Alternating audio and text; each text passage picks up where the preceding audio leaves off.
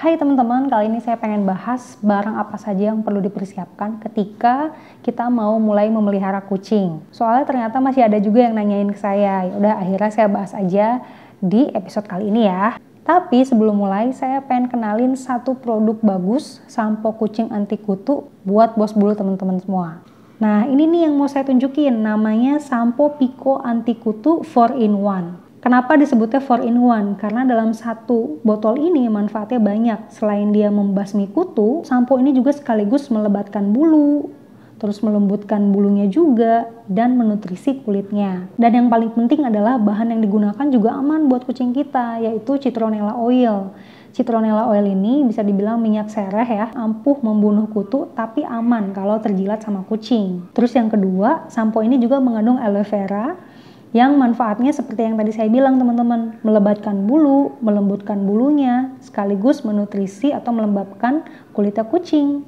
Dan teman-teman nggak perlu pakai conditioner lagi, karena di dalam sampo ini sudah ada conditionernya juga, lengkap banget. Terus wanginya enak banget nih teman-teman, seger. Wah, saya aja seneng sama wanginya. Nah, buat teman-teman yang pengen coba sampo ini buat bos bulu di rumah, misalkan lagi pusing nih gara-gara kutunya nggak kelar-kelar gitu ya, silakan belanja aja ke Tokopedia atau Shopee My Cats Diary. Linknya ada di kolom deskripsi di bawah ya. Oke, kita lanjut lagi ke topik semula ya. Yang pertama yang perlu teman-teman siapkan adalah pet cargo. Ternyata banyak loh pet owner yang udah punya kucing tapi nggak punya pet cargo. Kenapa saya menyarankan bahwa pet cargo perlu teman-teman miliki? Soalnya kita kan nggak pernah tahu nih kapan kucing kita sakit dan harus dibawa ke klinik, atau misalnya kita mau steril atau ada hal-hal urgent yang memerlukan pet cargo untuk akomodasi kucingnya gitu. Kadang-kadang saya lihat ada tipe pet owner tuh dia pelit untuk beli pet cargo buat kucingnya. Jadi ketika kucingnya sakit mulai deh bingung nyari pet cargo, minjem sana sini. Padahal menurut saya pet cargo itu adalah salah satu hal yang perlu banget untuk kita miliki kalau kita punya anak bulu. Nah, ini contoh model pet cargo yang saya sarankan. Kenapa saya lebih serak dengan model yang ini? Karena pertama bahannya itu adem, terbuat dari plastik, bikin kucing juga nyaman, terus sirkulasi udaranya juga banyak, jadi nggak bikin kucing kepanasan. So, kalau kucing dimasukin, misalkan dia juga meronta-ronta, dia lebih mudah untuk menenangkan diri di jenis pet cargo yang seperti ini. Terus bahannya juga cenderung kuat ketimbang jenis yang lain. Sejujurnya saya nggak menyarankan teman-teman menggunakan pet cargo yang kanvas, karena biasanya itu bahannya panas. Kalau misalnya teman-teman bawa kucingnya pakai motor, itu kurang gimana ya, kurang efektif. Kasihan kucingnya, malah nanti pas udah nyampe dia pasti lidahnya keluar karena kepanasan. Selain itu biasanya yang bahannya kanvas, sirkulasi udaranya juga sedikit. Sama yang satu lagi, yang modelnya tuh kayak tas astronot. Itu kan sebenarnya kalau dilihat lucu gitu ya kalau kucing masuk situ. Tapi kalau seandainya suhu di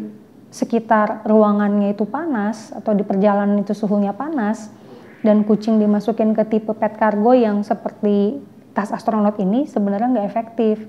Karena pertama dia pasti akan kepanasan dan sirkulasi udaranya sebenarnya kurang banyak kalau menurut saya ya gitu. Dan bentuknya itu kan dia vertikal ke atas ya, jadi bikin kucing itu gimana ya, susah untuk selonjoran. Sementara kalau pet cargo yang memanjang dia jauh lebih mudah untuk selonjoran. Tapi balik lagi ke perspektif teman-teman semua, kalau versi saya lebih suka menggunakan yang pet cargo yang ukurannya memanjang ke samping. Oke, yang kedua, kita perlu menyiapkan tempat makan dan tempat minumnya kucing.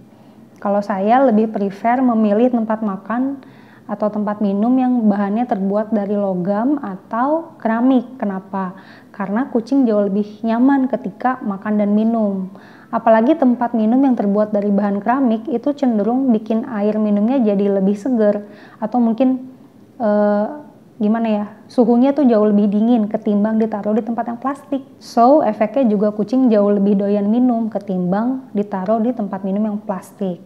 Selain itu, kalau seandainya teman-teman pakai tempat makan yang plastik dengan tempat makan yang keramik, pasti jauh lebih mudah membersihkan yang keramik.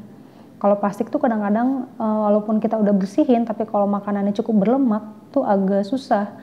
Kan menurut saya jadi jauh lebih higienis yang bahannya keramik atau enggak logam. Poin yang ketiga, kotak pasir. Nah, untuk memilih kotak pasir, kalau saya sih nggak usah yang ribet-ribet ya. Saya pakai ember besar aja tuh, jolang disebutnya. Karena kan ada tipe pet owner yang pakai kotak pasirnya itu yang tertutup sama yang terbuka. Dua-duanya punya keunggulan masing-masing. Kalau saya lebih setuju sebenarnya yang terbuka. Kenapa? Jadi misalkan kita lihat kucing kita itu pupnya lembek atau dia mencret, itu gampang langsung terdeteksi karena kan kelihatan saat itu juga. Sedangkan kalau misalnya yang tertutup, kalau dia pupnya mencret atau lembek itu kan susah, apalagi kan yang tertutup itu cenderung dia sempit ya ruangannya. Misalnya teman-teman punya kucing yang berbulu panjang, terus dia ee-nya itu mencret gitu kan, pas dia mau keluar bisa aja gitu bulunya tuh kena ke mencretnya itu. Makanya menurut saya jauh lebih efektif yang terbuka. Tapi kelebihannya kalau pakai box cat litter yang tertutup, bau pupnya nggak terlalu tercium di ruangan ketimbang teman-teman pakai yang terbuka. Kalau misalnya yang terbuka ya mau nggak mau ya memang kecium gitu kan karena ada di satu ruangan itu. Selain itu kalau pakai yang tertutup kelebihannya juga nggak dikerubungin sama lalat misalnya gitu. Jadi masing-masing ada kelebihan dan kekurangannya. Tapi yang penting usahakan box cat litter yang teman-teman pakai ukurannya itu bikin kucing nyaman untuk pup ya sama pipis. Jangan terlalu sempit. Kalau bisa malah lebih luas lebih bagus. Jadi dia itu bebas gitu ketika dia ngegaruk pasirnya tuh dia jauh lebih nyaman. Dan usahakan bersihkan boxnya maksimal 6 jam. Jadi pup atau pipisnya tuh nggak berlama-lama ada di box cat litter supaya mencegah perkembangan bakteri semakin banyak. Oke, yang keempat, jangan lupa siapkan kandang kucing. Nah, ini 11-12 nih sama pet cargo. Kenapa sih perlu kandang kucing? Nggak harus kucingnya itu dimasukin kandang sebenarnya, tapi kandang kucing ini diperlukan ketika kondisi teman-teman harus mengkarantina kucingnya. Entah dia flu atau sakit, atau dia lagi pengobatan gitu kan. Misalnya kucing teman-teman lebih dari satu, kalau seandainya ditaruh di satu ruangan yang sama, terus yang satu misalnya flu gitu, ya PR karena menularnya tuh cepet. Nah dengan adanya kandang kucing, kalau misalnya kucing kalian lagi sakit, akan lebih mudah untuk mengurusnya gitu. Apalagi kalau kucing kalian kena virus-virus berat seperti kalisi, panleukopenia, wah itu memang sebaiknya dijauhkan dari kucing-kucing yang lain yang memang mau nggak mau ditaruh di dalam kandang di ruangan yang terpisah. Kalau misalnya teman-teman mau beli kandang, saran saya usahakan yang luasnya itu cukup untuk kucingnya bisa selonjoran, cukup untuk memasukkan tempat makan dan tempat minumnya, dan cukup untuk memasukkan box cat litternya. Jadi jangan ngepas banget gitu. Kasihan juga kucingnya nanti misalnya dia nggak bisa moving kan, apalagi buat kucing yang jantan ya.